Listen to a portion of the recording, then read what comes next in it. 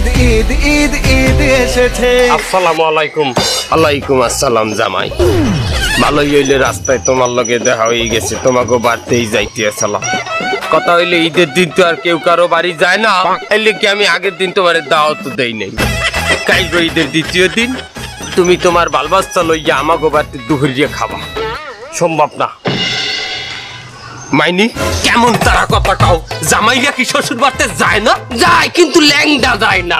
মাইনি মাইনি কি আমার একটা ভালো জামা আছে যেটা পরে আপনার বাসায় যাবো, একটা প্যান্ট আছে একজোড়া জোতা 13 মাস আগে দেখছেন, এটার বল্টু খুলিয়ে গেছে, ল্যাম্প ধরাইয়া আগুন দিয়ে পোড়াইয়ে লাগাই।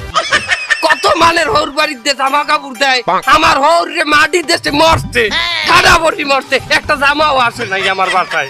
জামাই তুমি কিন্তু ভুলিয়ে যাইতে আছো, ঈদ আসলে মুরব্বী শ্বশুর শাশুড়িরাও কিন্তু জামা কাপড় দিতে হয়, সেটা কিন্তু তুমি দেও নাই। আমনে যে বলতেছেন আমনে মুরব্বী, আমনে কি যত মুরব্বী, আমনের মনে আছে আমনের যে কালে ছোট পোলা হইছে এ কালে আমার বড় মাইয়া হইছে। দেনা পাওনা না থাকলে সংসার দেয় না, আমনের সংসার দেখতে।